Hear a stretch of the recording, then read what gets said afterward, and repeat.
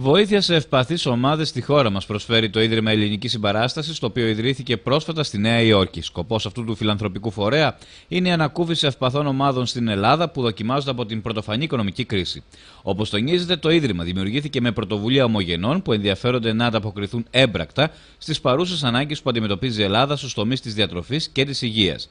Εκπρόσωποι του Ιδρύματος επισκέπτονται με δικά τους έξοδα την Ελλάδα, όπου παραδίδουν συσκευασμένα είδη βασικής διατροφής σε οικογένειες που έχουν ανάγκη. Σημειώνονται χαρακτηριστικά, ενώ τα τρόφιμα ανταποκρίνονται στην κλασική μεσογειακή διατροφή και αγοράζονται στη χώρα μας.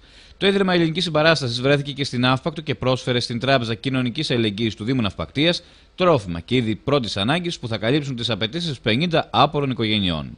Ερχόμαστε από τη Νέα Υόρκη, συγκεντρώνουμε χρήματα στις ΗΠΑ και με αυτά τα χρήματα αγοράζουμε τρόφιμα εδώ στην Ελλάδα και τα διανέμουμε σε οικογένειες, σε άτομα που έχουν ανάγκη.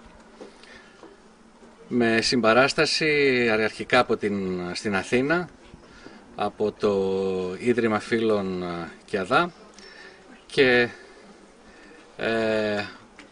αργότερα αυτό το μήνα αρχίσαμε τώρα και κάνουμε εξόρμηση έξω από την Αθήνα. Είναι η πρώτη φορά που διανέμονται τρόφιμα εκτός Αθηνών. Αρχίσαμε σήμερα από τα Καλάβρητα, μετά στην Πάτρα και εδώ στην Ναύπακτο.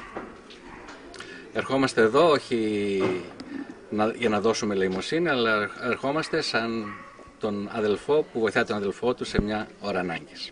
Ο Δήμαρχος Ναυπακτίας Γιάννης Μπουλές ευχαρίστησε τους εκπροσώπους του Ιδρύματος, τονίζοντας πως διαχρονικά σε κάθε δυσκολία που περνάει η χώρα μας, η ομογένεια στέκεται στο πλευρό της, αυθόρμητα και με πάθος. Αυτή η έκφραση αγάπης και αλληλεγγύης που ξεπερνά τους ωκεανούς δείχνει ότι οι άνθρωποι σε όλο τον κόσμο βρίσκουν τρόπο να συμπαρασταθούν στον πάσχοντα συνάνθρωπο. Ενέργειες εξαιρετικά ανθρώπινες, σημείωσε μεταξύ άλλων ο κ. Μπουλές. Αυτή η έκφραση αλληλεγγύης και συμπαράστασης που ξεπερνάει τα σύνορα και ωκεανούς δείχνει ότι οι άνθρωποι σε όλο τον κόσμο βρίσκουν τρόπο να εκφράσουν την αλληλεγγύη τους στον συμπάσχοντα άνθρωπο και με αυτή την έννοια θεωρώ ότι είναι μια ενέργεια εξαιρετικά ανθρώπινη που δείχνει το μεγαλείο του απόδημου ελληνισμού, το οποίο πραγματικά για μας είναι ό,τι καλύτερο, γιατί είναι οι πρεσβευτές μας σε μια μεγάλη χώρα και έχουν δείξει πόσο λατρεύουν τη χώρα μας, την Ελλάδα, την οποία κατάγονται, και είναι άνθρωποι όχι της πρώτης γενιάς, δεύτερης και τρίτης γενιάς, που σε κάθε περίπτωση εκφράζουν την αλληλεγγύη τους. Παράλληλα, υπογράμμισε πως με τις κοινές εκδηλώσεις που γίνονται τόσο στην Ναυπακτία όσο και στο εξωτερικό, δυναμώνουν οι δεσμοί των ανθρώπων, κάτι που είναι αναγκαίο αυτή την εποχή που η Ελλάδα περνά την οικονομική κρίση και που έχει γονατίσει εκατομμύρια Έλληνες.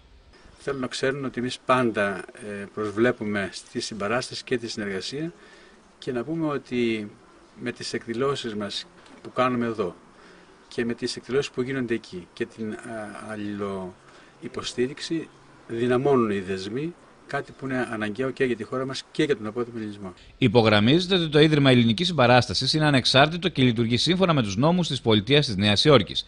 Τη διαχείρισή του εκτελεί το Διοικητικό Συμβούλιο, αποτελούμενο από ομογενείς που δεν εκπροσωπούν συμφέροντα άλλων οργανισμών ή φορέων.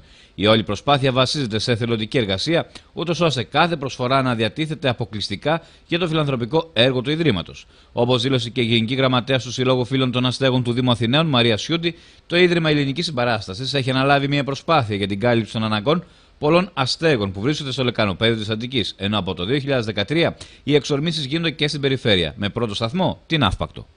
Φέτος αυτή τη χρονιά αρχίσαμε να ερχόμαστε και στην επαρχία και είναι πρώτα σε εσάς που ερχόμαστε και ελπίζουμε αυτή η συνεργασία να συνεχιστεί και να μας αποδώσει όλα όσα περιμένουμε.